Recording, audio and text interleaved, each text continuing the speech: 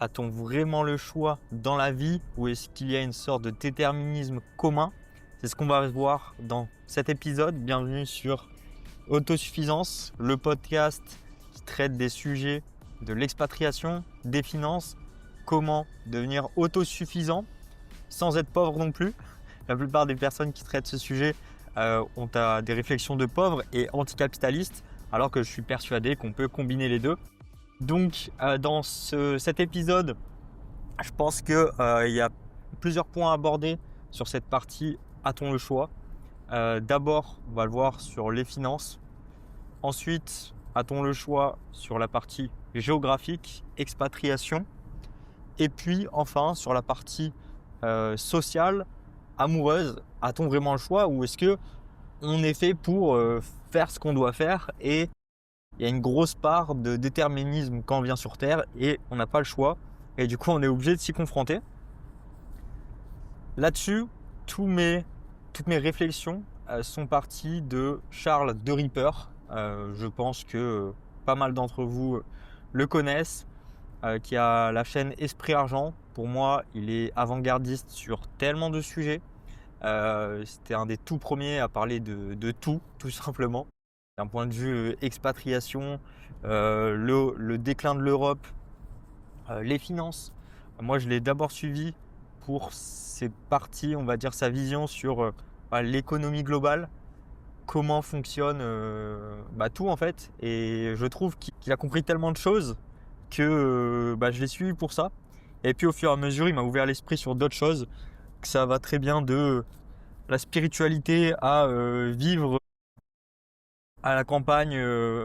D'ailleurs, lui actuellement, ce qu'il fait, donc en gros là, il doit avoir la cinquantaine. Je crois à 18 ans, il était trader à Paris. Puis ensuite, il a travaillé pour une revue financière. Et ensuite, il s'est expatrié un peu plus tard, hein, je crois vers ses 30 ans. Et puis, toujours continué dans la finance, etc. Et aujourd'hui, ce qu'il fait, c'est qu'il a acheté une île et il construit sa ferme autonome, on va dire, sur l'île, avec des moyens conséquents. D'ailleurs, je pense qu'aux États-Unis, il y en a pas mal qui partagent ça, des fermiers riches, entre guillemets. Alors, l'idée de fermier, ça veut tout et rien dire, mais moi, en tout cas, ce que je m'en fais de l'idée et ce que j'aimerais potentiellement aboutir dans ma vie, c'est voilà, une vie où j'ai une autosuffisance. C'est-à-dire que j'ai pas besoin de trop d'éléments externes, bien sûr, il en faut toujours. J'ai besoin de confort, j'ai besoin que ça marche, mais que je maîtrise tout et que je sois à l'aise avec ça sans trop de stress et que ça m'épanouisse entre guillemets à construire moi-même, à être suffisant voilà, en nourriture, en finance, etc. Donc voilà un peu l'idée que j'en fais. Et Charles de Ripper, du coup, a une île où il construit sa ferme. Mais bon, sa ferme, c'est un gros mot, c'est qu'il a des animaux pour s'autosuffire là-dessus. Il a beaucoup de plantations. Je crois qu'il a planté une centaine de variétés d'arbres, si je ne dis pas de conneries. Enfin bref, et il embauche des locaux full-time sur sa ferme. Donc voilà, on est sur un autre niveau, mais dans le but de s'autosuffire. C'est pas dans le but de revendre. L'idée, c'est faire du business en ligne, dans la finance, sur des sujets d'actualité, IA, enfin bref, les trucs qui marchent, et utiliser cet argent pour s'épanouir dans la vie réelle, dans le concret, et pas que des chiffres sur un tableau. Donc voilà, je suis rentré un peu dans cette porte grâce à The Reaper. Il traite tellement de sujets différents que c'est passionnant. Bien sûr, il y a des points où je le rejoins, il y a d'autres points où je le rejoins pas. Mais bon, dans la majorité des cas, je le rejoins quand même. Donc très pertinent là-dessus. Je pense qu'il a en utilisant ces mots, il a une incarnation sur Terre horrible, toxique on va dire, où en fait il n'est pas là sur Terre pour être bien. Par contre, il est potentiel là sur Terre pour faire du bien, pour enseigner aux gens. Donc voilà, moi tant qu'à faire, hein, si je peux choisir, si on a le choix, je préfère faire du bien et être bien. Donc voilà, il y a beaucoup de thématiques aussi qui traitent. Donc l'idée initiale, a-t-on le choix en finance? A-t-on le choix d'être riche? Plutôt ça l'idée. Quand j'ai commencé à suivre The Reaper, bon, je vais faire pas mal de parallèles avec ça, vu que je me suis construit là-dessus depuis allez, 3, 4, 5 ans, bien au début, commencer à parler de, en gros, on s'incarne sur Terre parce qu'on a des démons, je sais pas quoi, enfin des trucs voilà, assez ésotériques qui me touchaient pas du tout. Avec voilà, une grosse partie de le destin est tracé, on arrive sur Terre et on a très peu le choix. Et, et moi, j'étais complètement contre ça, il y a de ça voilà, quelques années. Alors que j'étais déjà dans voilà, finance, Web3, etc. Donc voilà, j'avais déjà un gros pied dedans. Donc on va dire des idées qui vont un peu à l'inverse de tout le monde, mais j'avais quand même mes idées arrêtées là-dessus où je pense que la plupart des gens aujourd'hui pensent, encore c'est dur de faire une généralité, mais pensent qu'ils ont le choix. La plupart, je pense, pensent quand même au destin. Donc moi, je pensais un petit peu au destin, entre guillemets. En fait, c'est facile parce qu'on se réconforte en se disant, tiens, il m'est arrivé ça. Donc, c'est parce que voilà, Dieu, l'univers ou peu importe, en ses croyances, voulait que ça m'arrive pour que je rebondisse et que j'en tire des leçons. Donc ça, c'est un peu le truc classique du destin où voilà, ça nous réconforte, etc. Donc moi, j'avais ce raisonnement-là, mais j'avais pas le raisonnement de j'ai pas le choix. En mode je viens sur Terre, bah non. Si demain je veux aller dans un autre pays, prendre un avion, je peux. Si demain je veux lancer un business, je peux. Si demain je veux retourner travailler à l'usine, je peux. Mais en fait, il y a le je peux et je veux. Et plus j'avance et plus je me dis que le je veux, le vouloir, bah c'est peut-être ça le déterminisme. C'est peut-être ça qui fait qu'on n'a pas le choix. Parce que le vœu, donc le moteur au final au fond de nous, bah on le choisit pas trop. Pourquoi il y a des gens qui sont attirés par tel ou tel sport, par telle ou telle activité, par telle ou telle ambition? Bah c'est une sorte de déterminisme. C'est pas, on peut pas trop agir dessus. Et au final, petit à petit, j'ai voilà, rejoint, on va dire, l'idée de Reaper initial sur cette partie qu'on n'a pas le choix et que tout ce qu'on fait sur Terre nous est imposé. Et comment on l'impose? Bah justement avec ce verbe vouloir. En fait, d'où viennent ces convictions dans certains domaines, d'où viennent ces attirances? Bah, je pense qu'il y a quelque chose au-dessus de nous qui fait que on doit plus aller dans cette direction ou pas. Et je pense qu'on a, voilà, difficile de dire des chiffres, mais peut-être entre 60 et 70% de notre vie qui est dictée en arrivant sur Terre. Et puis ensuite, de par notre environnement, notre entourage, notre éducation, les gens qu'on fréquente, les expériences qu'on vit, eh bien, ça se modèle et on tend vers quelque chose d'un petit peu différent, mais toujours dans le truc initial. D'ailleurs, il y a pas mal d'études qui prouvent que tout ce qui est épigénétique, tout ce qui est de nos ancêtres, et ça, et voilà, il y a beaucoup d'études scientifiques que, en gros, les 8 dernières générations au-dessus de nous, eh bien, nous affectent directement sur nos traits de personnalité, nos traumas enfouis qu'on ne connaît même pas, et plein d'autres choses. Donc, aujourd'hui, c'est reconnu, et je pense qu'il ne faut pas le négliger. Pour autant, ça, je pense, enfin, j'ai pas trop trouvé de personnes qui en parlent, mais ça veut pas dire parce que, en fait, on trouve de tout dans la vie. Soit on a un mec qui va devenir un multi-entrepreneur qui va faire beaucoup d'argent, plein de réussite, parce que ses parents, ils étaient pauvres, du coup, il a l'envie de se battre, il a faim, etc. Ou soit, tu as un mec qui est né dans une famille aisée, qui va avoir toutes les bonnes cartes en main, et va être au même niveau que le mec qui n'avait rien. Donc il va se battre, il va avoir un empire, créer des entreprises. Donc au final, la plupart des podcasts qui commencent en mode ouais, parle-nous de ta jeunesse, qu'est-ce qui t'a fait arriver là, etc. En fait, je trouve pas ça pertinent parce que oui, on apprend de la personne, mais est-ce que c'est reproductible à nous? Bah non, déjà, puisqu'on est déjà, on va dire, sorti de notre enfance. Et aussi, en fait, il y a tellement de possibilités pour arriver à, on va dire, une aisance financière que le début, on s'en fout un petit peu. Donc, pour moi, on peut arriver dans les finances, tout domaine de la vie, peu importe notre background, donc notre éducation, donc ce fameux 30-40% qui dicte notre vie,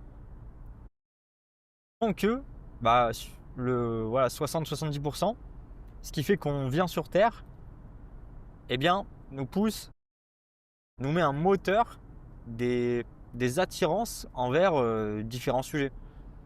Donc envers être autosuffisant d'un point de vue finance, vouloir s'expatrier, changer de pays, vouloir faire plein de choses. Et du coup, on n'a pas forcément besoin de se dire, tiens, il me faut une figure, un modèle, un mentor, etc. Mais ça, c'est très dur de se le dire au début. Moi, j'ai envie de dire, j'ai jamais eu la chance, ou peut-être que c'est l'inverse, justement, c'est une chance de ne pas vouloir de mentor, pas forcément en avoir besoin, on va dire. J'ai pas eu besoin de mentor. J'en ai voulu parce que j'aurais toujours voulu avoir un mec qui me dit tiens Elliot, voilà, je te prends par la main, je te montre comment on fait ça, ça, ça. Sauf que les personnes que je me disais, ah ouais, putain, ils sont forts dans ce domaine, donc là je parle côté finance et business, en fait, je les ai rapidement dépassés. Et surtout, alors c'était pas hyper rapide, mais en peut-être 2-3 ans, j'ai compris qu'elles n'avaient rien de très spécifique à m'apporter. Et on se fait toujours une idée de telle personne est meilleure, telle personne a plus de contacts, telle personne c'est mieux. Mais la réalité, c'est que si on se pose ces questions, c'est que c'est faux. Ce qu'on voit déjà des personnes, c'est en fonction de comment on les fréquente et ce qu'elles veulent montrer. Surtout voilà, sur les réseaux sociaux et voilà, un podcast comme ça. En fait, déjà, il y a ce qui se passe dans ma tête, il faut que je le comprenne. Et ensuite, je traduis mes pensées avec le langage français. Bon, c'est ma langue maternelle, mais il y a quand même une différence entre ce que je pense, ce que je ressens et ce que je communique, parce que on va dire par mon éducation, par ma personnalité, j'ai peut-être un vocabulaire un peu plus restreint. Bon, j'ai la chance de ne pas utiliser trop de mots euh, des Jones qui ont un vocabulaire très réduit et d'être quand même bien éduqué.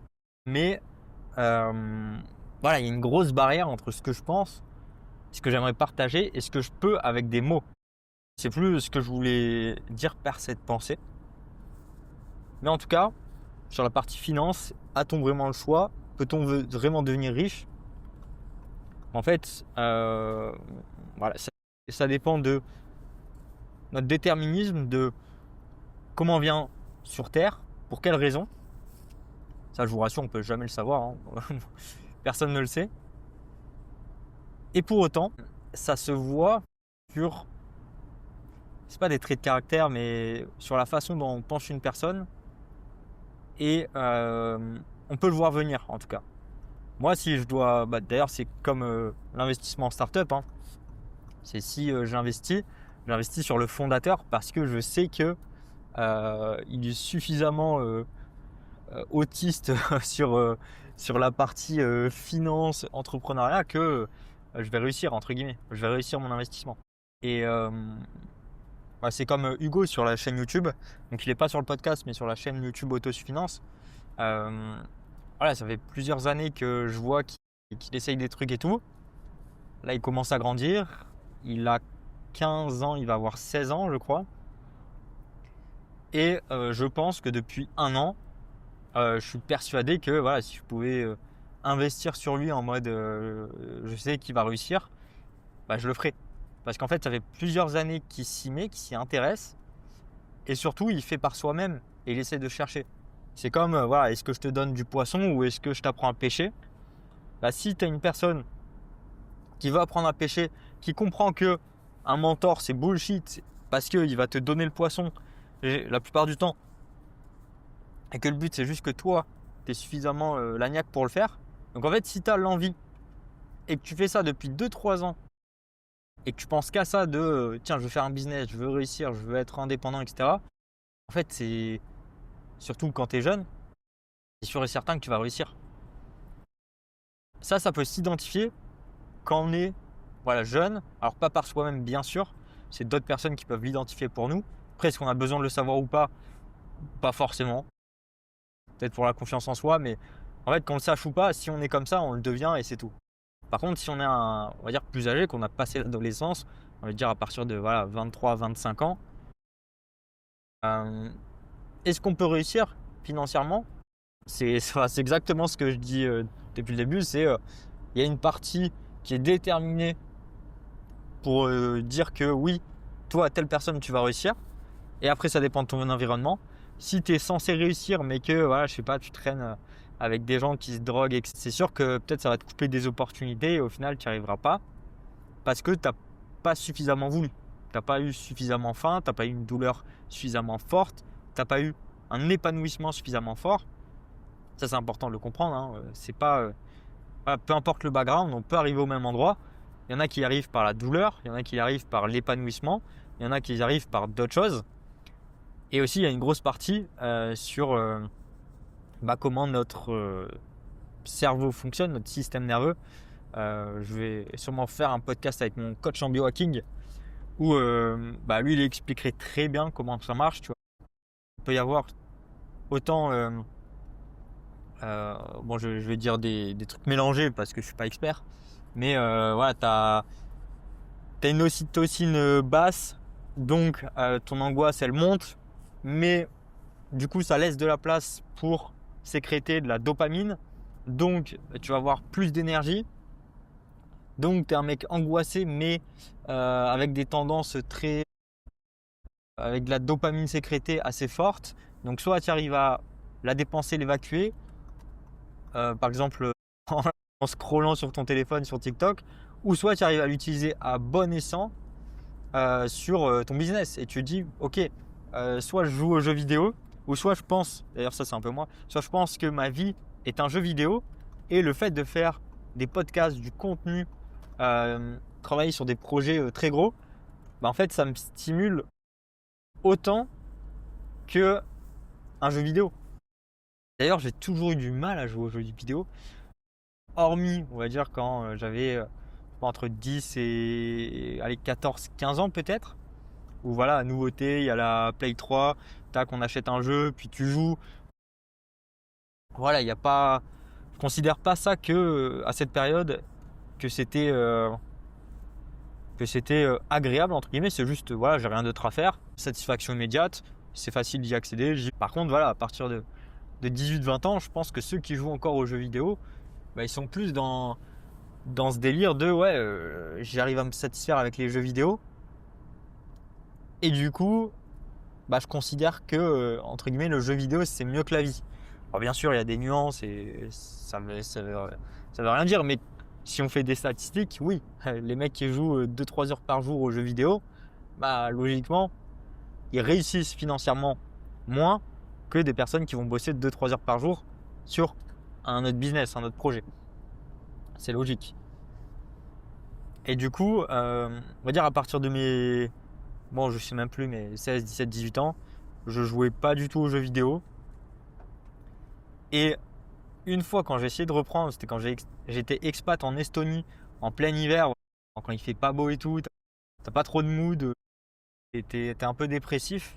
En fait, ça t'occupe l'esprit de jouer aux jeux vidéo. Et j'avais acheté une Play 5. Je crois que j'avais acheté. Ah non, j'avais acheté plusieurs jeux. Peut-être 4-5, un truc comme ça. Impossible à jouer. Genre vraiment.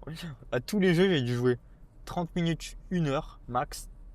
Et zéro stimulation. Genre, j'y arrivais pas. Alors, je prends un exemple concret. Hein. Peut-être ça parlera mieux. Par exemple, j'ai acheté un jeu Star Wars, Jedi, je sais pas quoi, puisque je jouais à ça quand j'étais petit. Et au final, le truc, c'est que c'est pas un monde ouvert. Donc, en fait, je pouvais pas me balader où je voulais. Les déplacements, ils me saoulaient. Je pouvais pas me battre comme je voulais. Enfin bref, ça m'intéressait pas. Mais ça pour plein de jeux. Hein. Je prends l'exemple concret. Et le seul jeu où j'ai kiffé, c'était Assassin's Creed Odyssey, je crois le nom. Enfin, bref, sur une île grecque.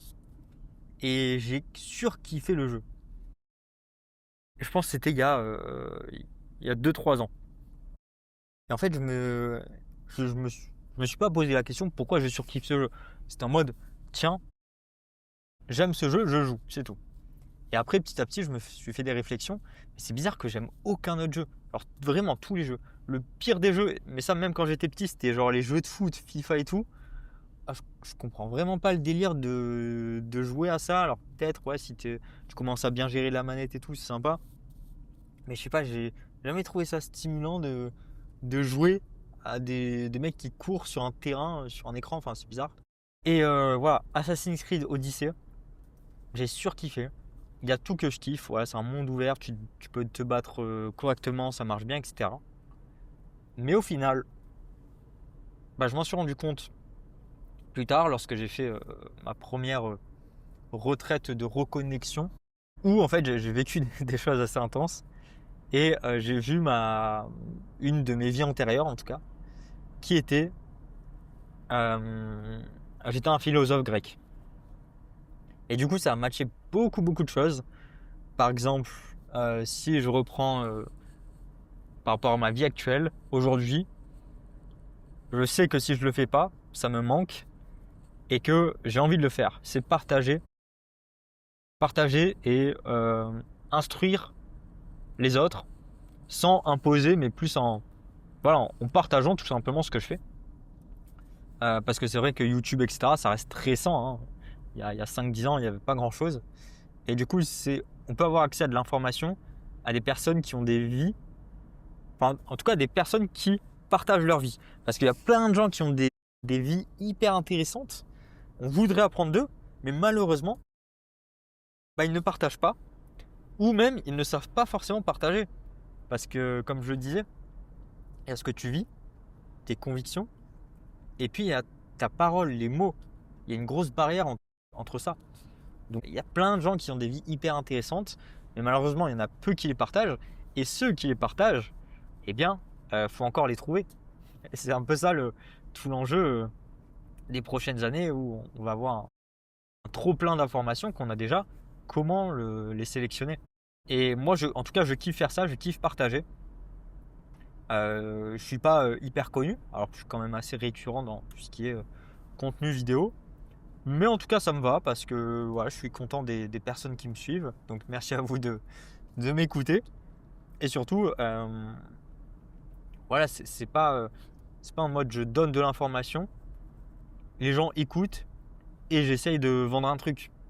Alors oui, je vends des choses entre guillemets. J'ai toujours mon livre. Entre guillemets, je fais des levées de fonds pour des startups, donc il y a des personnes qui vont investir avec moi. C'est comme ça que je peux me rémunérer à droite à gauche.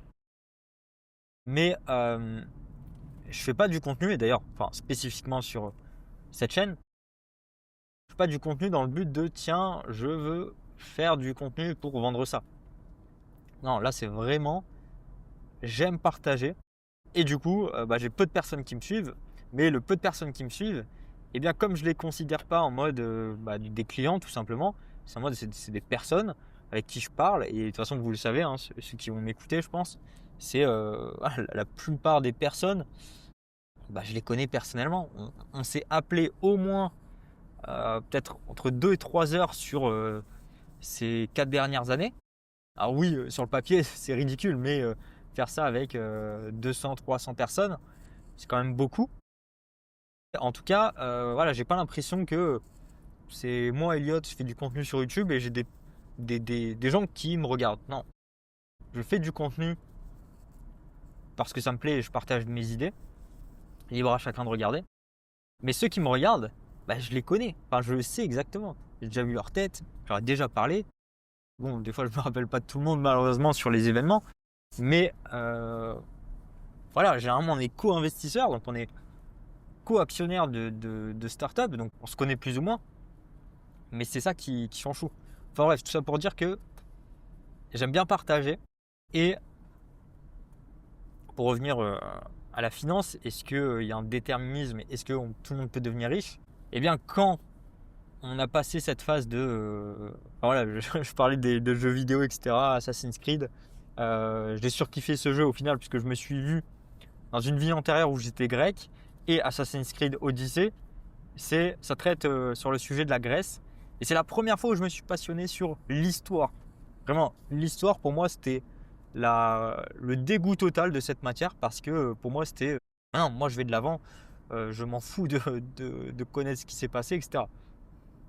Pareil, d'où ça vient, je ne sais pas. Mais voilà, quand j'ai joué à ce jeu, j'ai surkiffé et du coup, j'assemble des bouts de puzzle et je pense que c'est un peu ce qu'on doit faire durant notre vie, assembler des pièces de puzzle qu'on récolte au fur et à mesure.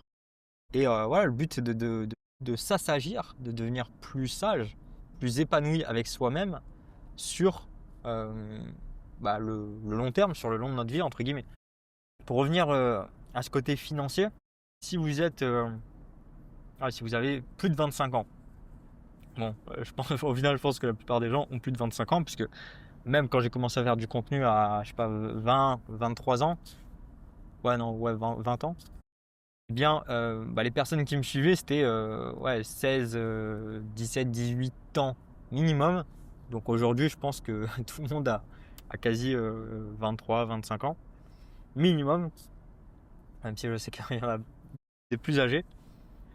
En fait, c'est quand même plus compliqué, hein, je vais pas vous le cacher, c'est plus compliqué de devenir, on va dire, riche financièrement parce que il y a notre déterminisme et si il ne s'est pas manifesté en mode tiens, toi tu vas devenir riche, que ce soit à 30 ou 50 ans, en tout cas si vous n'avez pas ce désir profond, ça va être compliqué, il ne va pas se développer.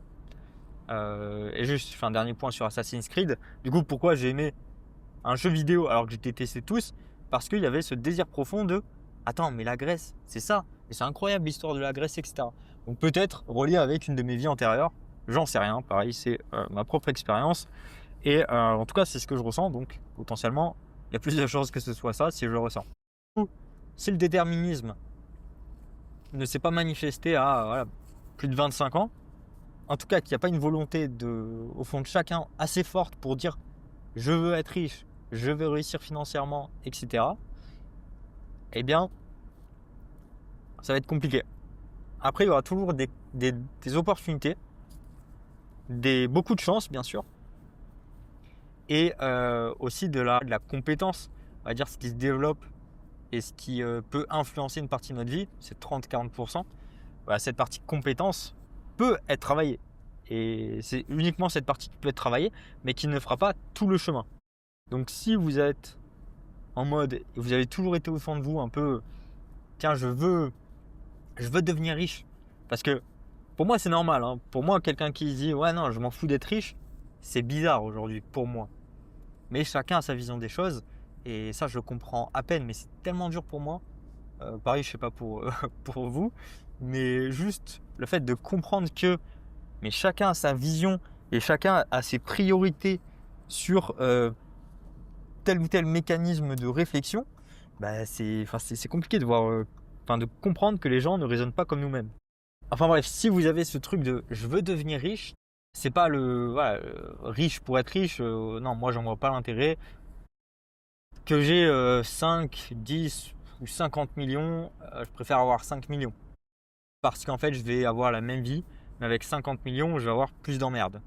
Alors oui, si je les ai, en fait, ça validera que j'ai réussi des projets, mais je sais qu'il y aura beaucoup plus d'emmerdes et que la vie n'est pas forcément plus évidente. Donc voilà, en tout cas, arriver à un certain niveau pour se dire, tiens, je veux devenir riche pour avoir le choix de travailler ou non, pour avoir le choix de voyager ici ou là, sans me poser la tête, me poser de questions, etc. Donc, si vous vous posez cette question de je veux devenir riche, comment devenir riche, etc. Faut continuer dans cette direction. Et là, vous allez pouvoir influencer votre vous-même entre guillemets et pousser vos compétences pour un jour potentiellement avoir une opportunité qui arrive, la saisir et puis réussir financièrement. Donc voilà, bon, il y a plein de voies possibles, hein, soit entrepreneuriat et puis j'arrive à faire 5-10 cas par mois, soit entrepreneuriat startup, j'essaye 1, 2, 3, 4 projets, le quatrième je réussis, je revends et je prends quelques millions. Soit si on n'a pas envie d'entreprendre, on peut investir en startup comme ça. C'est comme si on entreprenait mais sans rien faire, c'est juste qu'il faut un petit peu d'argent, quelques milliers d'euros. Et surtout qu'il y a des opportunités qu'il faut saisir où le timing est très court et pour ça il faut être prêt et du coup il faut se former pour. Donc quand je dis se former, c'est regarder du contenu sur une thématique qui vous plaît, qui est un moteur pour vous. C'est ce que j'ai fait d'ailleurs depuis 11-12 ans où je regardais comment faire de l'argent, comment gagner de l'argent, etc. Donc si on a une personne qui regarde ça pendant des années, qu'il est jeune, bah, c'est sûr que le cerveau va être plus formaté et plus apte et ouvert pour reconnaître des opportunités et savoir les prendre au bon moment. Donc pour moi, la plupart des gens ne peuvent pas devenir riches parce que le système est fait comme ça et parce que, bah voilà, les statistiques, la plupart des gens sont pauvres, entre guillemets. Donc, on peut l'influencer si on a cette envie profonde. Et moi, j'ai beaucoup de proches autour de moi. Bah, limite, c'est triste pour moi. Parce qu'au début, j'ai voulu les aider, bien sûr, financièrement. Après, je me suis rendu compte au bout d'1 ou 2 ans que c'était complètement inutile. Et que c'est dommage. Mais en fait, c'est dommage pour moi. Parce que j'aurais été épanoui en les aidant, qu'ils réussissent. Mais pour eux, ils s'en foutent. Et ils n'ont pas cette envie, ce truc qui brûle de tiens, je veux être indépendant, je veux faire ça, je veux faire ça. Non, ils ont des autres choses qui les stimulent, de par le déterminisme et aussi de par leur éducation, la construction de l'ego, l'environnement, etc. Et du coup, ils sont pas du tout enclins à accepter une aide parce qu'ils ne veulent pas devenir comme moi, entre guillemets. Bon, bien sûr, tout ce que je partage là, c'est vis-à-vis de moi. Et puis voilà, je peux pas vous partager autre chose que ce que je connais. Donc, on a parlé de côté finance. A-t-on le choix? Côté expatriation, pays, a-t-on le choix? Bah là, en fait, je pense que les pourcentages sont différents. Je pense qu'il y a un déterminisme en venant sur Terre à tel endroit pour tel environnement. Essayez de prendre du recul, pensez au voyage que vous avez fait et à la culture de chaque pays. Alors, c'est un peu dur quand on voyage une semaine. Par contre, quand on voyage, voilà, peut-être 10 jours, 2 semaines, 3 semaines, 1 mois, bah là, on comprend vraiment la culture du pays, l'environnement dans lequel on est. On peut plus comprendre un peu comment les gens fonctionnent. Par exemple, en Bulgarie, ce qui m'a choqué, entre guillemets, c'est que je crois que c'est un des pays qui fume le plus au monde de cigarettes. Et en fait, les mecs à la post-clope, ils vont dehors, genre devant le resto, ils s'accroupissent et puis ils fument. Et bah, c'est bizarre en tant que Français de voir ça. Et au final, le fait de s'accroupir, bah, c'est hyper bénéfique pour la posture. C'est une position de repos qu'on a oubliée en Occident, alors que tous les Thaïlandais, alors quand je dis Thaïlande, on va dire Asie, ils font ça depuis des années. Mais le fait de s'accroupir, en fait, c'est une position incroyable pour rester souple, avoir moins de problèmes, etc. Et pour autant, les mecs, ils fument en même temps. Mais voilà, bref, c'est la culture. Donc juste pour comprendre des pays, c'est pas juste tiens, je regarde le paysage, c'est comprendre comment les gens vivent, ce qu'ils mangent, leur habitude. Par exemple, à Singapour, hyper stimulation de partout. Si vous voyez le délire un peu Dubaï, gros gratte-ciel, etc., des lumières partout, du son, le son des voitures un peu partout. Bah, Singapour, c'est ça, mais x1000, parce qu'en fait, t'as les plus grands malls au monde, mais condensés. Tu sors dans la rue, tu as des haut-parleurs qui te parlent en publicité. De l'autre côté, tu as 3 écrans géants qui clignotent devant tes yeux. À droite, tu as un mec qui te parle pour te vendre un truc. Du coup, c'est hyper dopamine à fond et ça te draine limite. Surtout si tu viens d'une vie un peu plus calme à la campagne. Et en tout cas, la population là-bas, elle est très. Elles peuvent encaisser un niveau de dopamine. Bon, c'est pas exactement le terme, mais un niveau de surstimulation énorme. Et les mecs là-bas sont sur leur tel toute la journée à scroller et tout va bien. Alors que nous, en tout cas français, et encore, moi je suis vraiment pas dans cette culture et je suis pas. Peut-être un moment j'y étais un petit peu, mais je suis pas du tout assujetti à ce truc de scrollage sur les réseaux sociaux, TikTok, etc. Et je sais que beaucoup qu'en France, les plus jeunes encore, ils sont assujettis à ça. En fait, c'est ouais, si tu scrolles pendant, j'en sais rien, t'as tes niveaux de.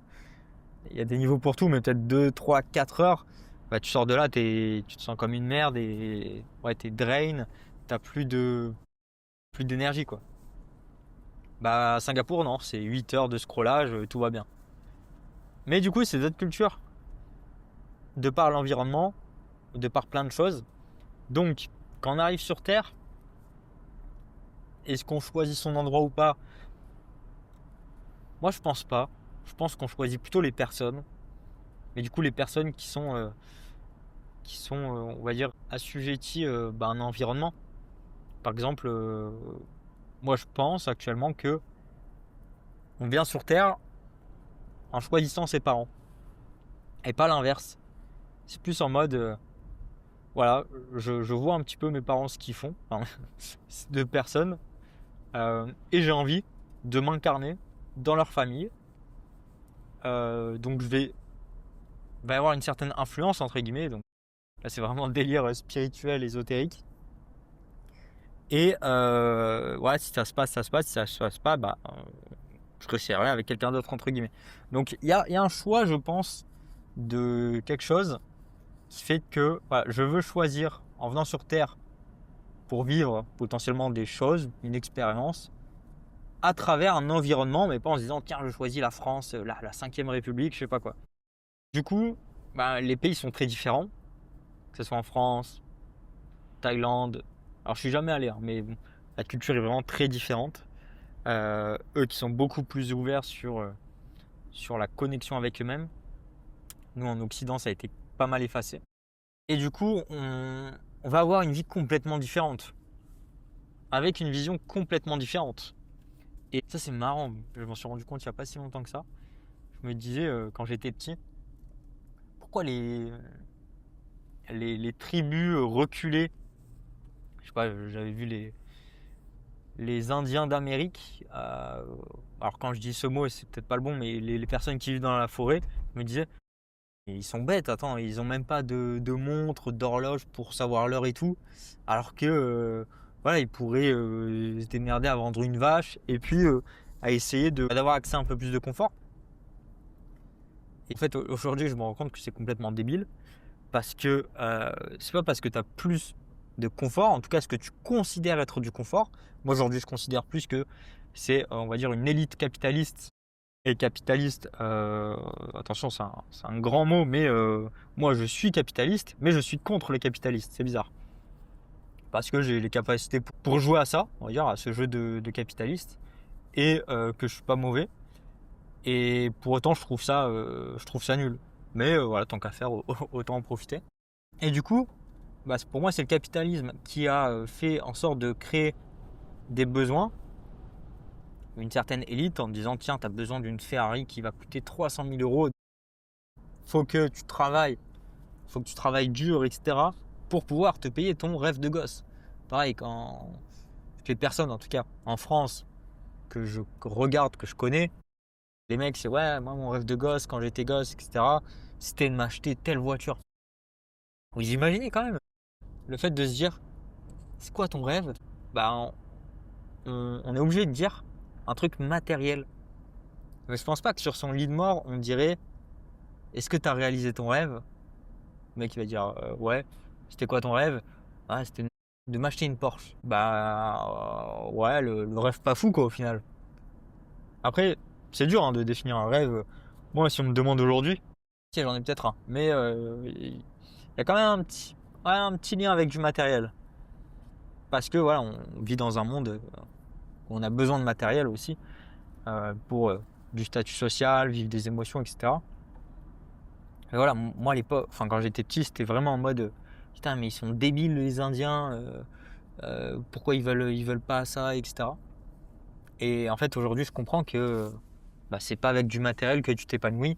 Et en fait, ils sont beaucoup plus épanouis que nous en étant voilà, connectés avec la nature, en faisant on va dire des choses qu'on qualifierait de simples pour nous, une vie simple, alors qu'au final, bah, c'est peut-être l'essence de la vie de chasser, de savoir chasser, cueillir, etc.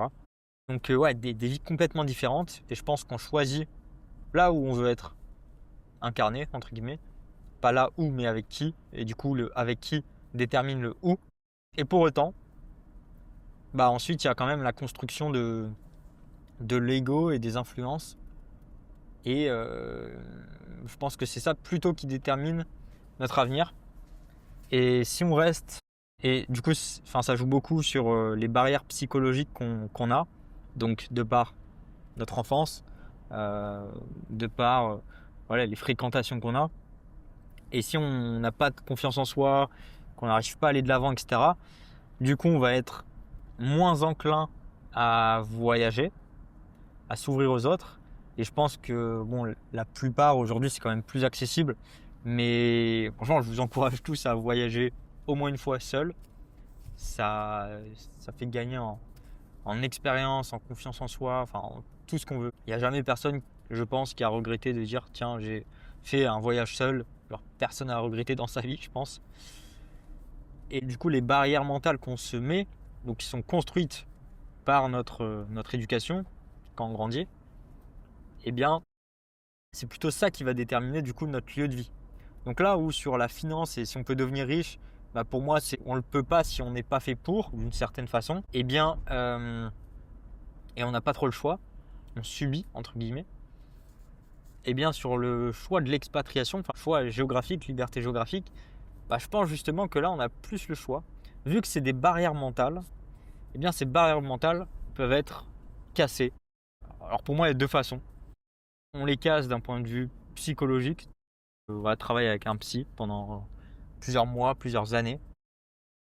Honnêtement, j'ai pas de feedback à donner. Je connais du monde qui sont dans des process de thérapie.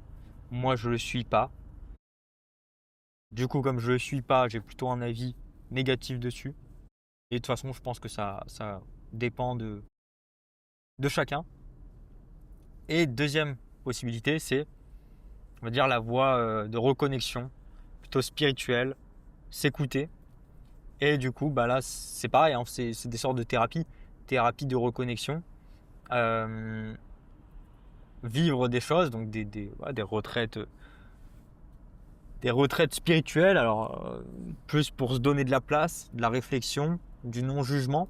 Et c'est comme ça que peut émerger des idées qui étaient cachées par ces barrières mentales qu'on a subies d'une certaine façon. Et aussi, dernier, on va dire, bonus, 3 méthodes pour se sentir libre géographiquement. Bien, la troisième, je pense que c'est en forçant, en faisant un peu le bourrin. J'ai pas trop d'exemples, mais je sais que sur moi ça marche un petit peu.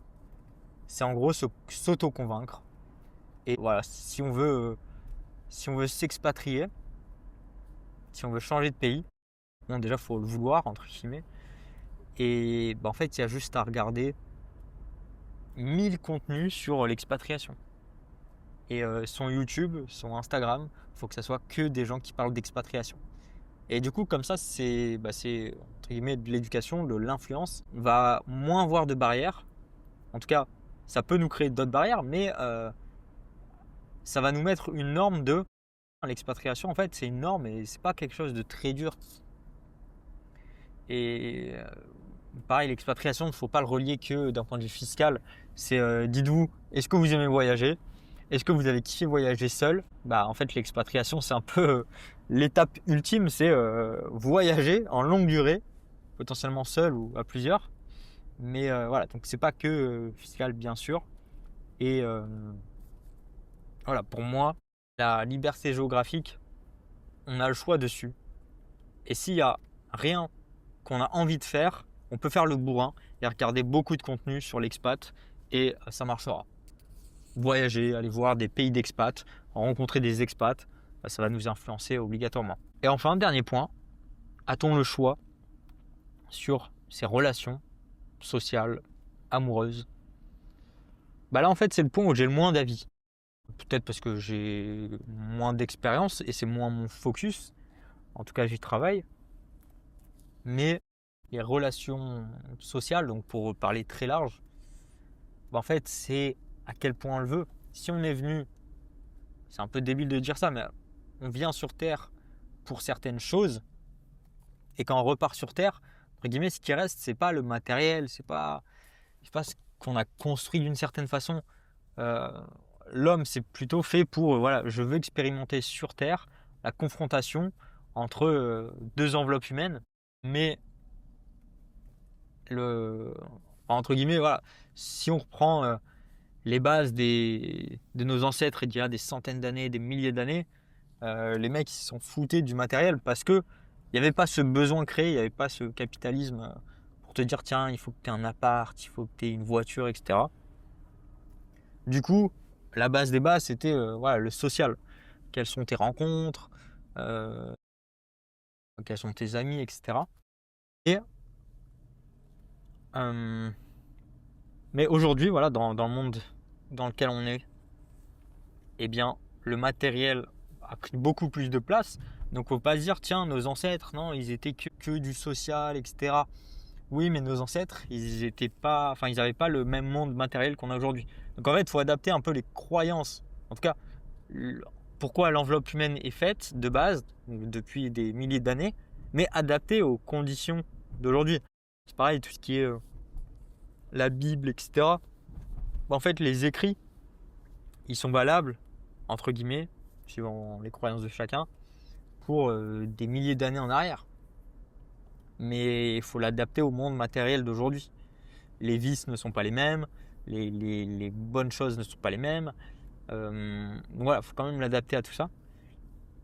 Et comme aujourd'hui on a un monde beaucoup plus matériel, eh bien chacun va trouver un petit peu où il veut mettre son focus. Et du coup, bah, je pense que c'est un peu pareil que pour la partie finance, c'est qu'on a une grosse partie de déterminisme.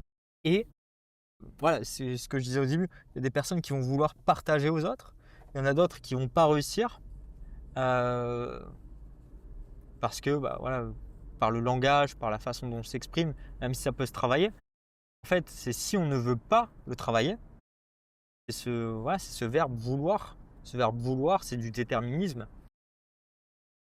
Et si on ne le veut pas, on ne pourra pas. Et donc ça, pour moi, on ne peut pas vraiment le changer. Après, il y a une autre partie, c'est si au final, de base, on le voulait, mais que notre ego ou notre construction humaine s'est faite différemment et a dû cacher un petit peu cette partie, eh bien, euh, on peut très bien ne pas, on va dire, s'épanouir d'un point de vue social, relation. Et je pense que moi, je suis un petit peu dans cette situation où, est-ce que j'ai toujours aimé partager? Bonne question, mais je pense qu'à partir de 19 ans, bon, quand j'ai commencé à avoir, quoique même un peu avant, je pense, du sport ou autre, j'aimais bien partager, enseigner d'une certaine façon, inspirer. Bien, ouais, j'ai toujours aimé ça. Et puis plus j'ai grandi avec voilà, les réseaux sociaux, etc., plus j'ai aimé partager. Mais comme voilà, la partie professionnelle a pris quand même pas mal de place, eh bien, tout ce qui est social, c'est plus compliqué. Et en plus, voilà, en étant expatrié, il y a tout qui est quand même plus dur, hein. Barrière de la langue, même si en fait, pour moi, c'est un choix que je préfère avoir cette barrière de la langue. J'ai pas encore trouvé pourquoi. Je suis en train de chercher. Je vous tiendrai au courant. Abonnez-vous pour être tenu au courant quand j'aurai trouvé pourquoi j'aime cette barrière de la langue. Mais je suis en train d'y revenir sur cette partie épanouissement social parce que j'ai mis en place des choses sur la partie épanouissement pro. Donc pour finir un petit peu, je pense qu'il ne faut pas se mettre la pression de se dire tiens, il faut que financièrement je sois là, faut que, enfin bref, tout ce qui est délire de comparaison, je vous rassure, à n'importe quel niveau, on est dans la comparaison, surtout dans le financier. Et en fait, dans le financier, on ne peut jamais s'épanouir parce qu'il y a tout le temps de la comparaison et c'est très facile de trouver toujours plus que nous. Par contre, dans tout ce qui est social et géographique, là, on peut réussir à se satisfaire et se dire ah oui, voilà, j'ai fait ça parce que je voulais ça au début, je suis content d'où j'en suis, ma vie me plaît et, donc il y a un peu moins de comparaison, mais quand même. Le problème des réseaux sociaux, c'est que en fait, on est influencé par des vues. excusez-moi pour le son si vous avez entendu. On est influencé par des vies qui n'existent pas. Les personnes sur les réseaux sociaux partagent les bonnes choses. Bon, on le sait, il n'y a pas le négatif. Et surtout, c'est qu'on a accès à des vies totalement différentes de manière hyper simple. Par exemple, voilà, les stories sur Instagram, on regarde et on va voir un influenceur sport. Et le mec, il va nous dire, voilà, tous les matins, fais 15 minutes de mobilité, ça va changer ta vie. Ouais, mais les 15 minutes, c'est, faut que je me lève, faut que je mette mes affaires de sport. Une fois que j'ai fini, peut-être je prends une douche, et ci et ça. Donc au final, d'un point de vue timing, sur le papier, c'était 15, mais ça m'a pris 1 heure. Plus, ça m'a pris de l'énergie mentale. Et du coup, ça m'a fatigué de penser à ça. Ensuite, l'autre story, ça va être le mec qui dit ouais, moi je me lève à 6 heures, je prends une douche froide, après je médite, etc. Mais sauf qu'on a vu une story juste avant qui nous disait de faire de la mobilité, de sport 15 minutes, je sais pas quoi. Donc au final, on voit 2 experts et la story suivante, on voit un entrepreneur qui dit voilà, moi hier j'ai fait 10 000 euros la journée, blablabla. Bon, il parle en chiffre d'affaires, si on en parle en marge, plus il paye ses impôts et ses employés, il ne lui reste pas grand chose généralement, mis à part voilà, les faux chiffres. Et bien en fait, voilà, en 3 stories, on a vu un expert en mobilité, un expert